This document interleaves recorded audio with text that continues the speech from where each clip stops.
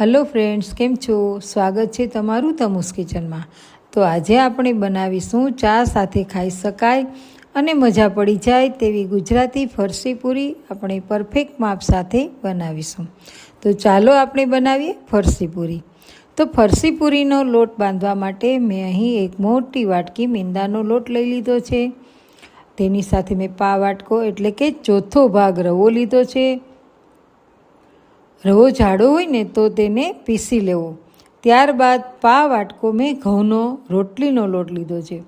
ત્યારબાદ એક ચમચી મેં મરીને અધકચરા વાટીને એટલે કે ખાંડીને લીધા છે। ત્યારબાદ એક ચમચી જીરું પણ મેં અધકચરું ખાંડી લીધું છે અને સ્વાદ પ્રમાણે નમક લઈ લેવું। ત્યારબાદ મોણ માટે પા વાટકો ગરમ કરીને ઘી લેવું। તો હવે આપણે તેને સારી રીતે આ બધું જ મિક્સ કરી લઈએ। ઘી છે ને તે હંમેશા ગરમ જ લેવું। હવે આપણે તેને સારી રીતે મિક્સ કરી અને આ મોણ છે ને તે મુઠ્ઠી વળે ને તેવું મોણ આપવું। તો જુઓ, લોટ સરસ મજાનો મિક્સ થઈ ગયો છે। તો આપણે તેને થોડું થોડું પાણી એડ કરીને કઠણ લોટ બાંધતા જઈશું। તેને ક્રિસ્પી કરવા માટે થઈને લોટને કઠણ જ બાંધવાનો છે। તો તમે જોઈ શકો છો કે આપણો કઠણ લોટ બંધાઈને તૈયાર થઈ ગયો છે।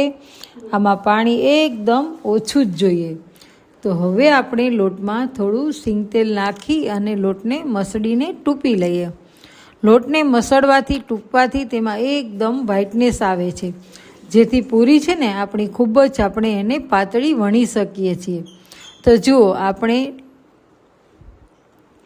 જુઓ આપણો લોટ મસળાઈને તૈયાર થઈ ગયો છે અને આ લોટને આપણે છે ને 15થી 20 મિનિટ માટે આપણે ઢાંકીને રાખી દઈશું। તો હવે 20 મિનિટ જેવું થઈ ગયું છે અને આપણો લોટ છે ને તે સારી રીતે કૂણાઈ ગયો છે। અને એક કૂણાઈ ગયો છે ને તો એની પહેલાં આપણે એક વાટકીમાં મેંદાનો લોટ 1 ચમચી જેટલો લઈશું અને તેમાં 1.5 થી 2 ચમચી એટલે કે લોટ કરતાં વધારે ગરમ ઘી ઉમેરીશું અને તેનું ઘોળ તૈયાર કરી લેશું। ઘોળ એટલે કે સાટો તૈયાર કરી લેશું। તમે મેંદાની જગ્યાએ છે ને ચોખાનો લોટ પણ લઈ શકો છો। તો હવે આપણે એક મોટો લુઓ લઈ લઈશું અને આ લુવાને આપણે મોટું ગોળણું વાળી અને એક પાટલી ઉપર તેની મોટી રોટલી વણી લઈશું।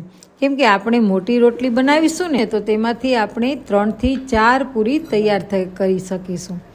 તો જુઓ, આપણે રોટલી વણી લીધી છે અને તેની પૂરી બનાવવા માટે મેં એક વાટકી લીધી છે અને તેની મદદથી આપણે કાપા કરી લઈશું અને વધારાનો લોટ છે ને તે આપણે કાઢી લઈશું। તો જુઓ, આપણી 3 પૂરી છે એકદમ તૈયાર થઈ ગઈ છે।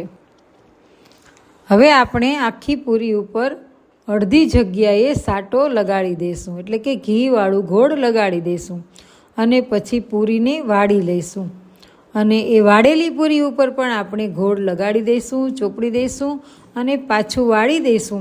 એટલે આ પૂરી છે ને તે ત્રિકોણ આકારવાળી થઈ જશે અને પછી હળવે હળવે ત્રિકોણ આકારવાળી પૂરીને આપણે વણી લઈશું।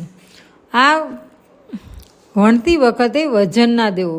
તો આવી રીતે આપણે બધી જ પૂરી વણી લઈશું અને કાંટા વડે કે ચપ્પા વડે તેમાં કાપા કરી લઈશું કે જેથી કરી અને પૂરી છે તે ફૂલે નહીં। હવે આપણે બધી જ પૂરી વણી લીધી છે અને કડાઈમાં તેલ ગરમ થવા માટે થઈને મૂકી દીધું છે। તો તેલ થોડું ગરમ થાય ને એટલે તેમાં આપણે વણેલી પૂરી છે તે ઉમેરી દઈશું। કેમ કે આપણે તેલ છે તેને વધારે ગરમ કરવાનું નથી, કેમ કે પૂરી છે તે 4 લેયરવાળી છે, તેથી તેલ વધારે ગરમ હોય ને તો પૂરી કાચી રહે।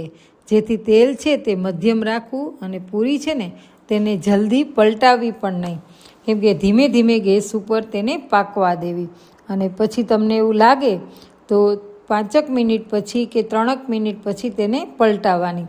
જેવું તમારું તેલ ગરમ હોય એ પ્રમાણે તેને ધીમે ધીમે તળાવવા દેવી અને પછી પલટાવી। આમ લાલાશ પડતી પૂરી તળાઈ જાય એટલે તેને અલગ વાસણમાં લઈને કાઢી લેશું। બધી જ પૂરી આવી રીતે આપણે તળી લઈશું। જો તમે આ પૂરીમાં લાલ મરચું પાવડર અથવા તો ચાટ મસાલો તેમજ આમચૂર પાવડર નાખી અને ટેસ્ટી બનાવવી હોય તો તમે આ મસાલો પણ તૈયાર કરી અને બધી જ પૂરી તળાઈ જાય એટલે તેમાં મસાલો છાંટી દેવો.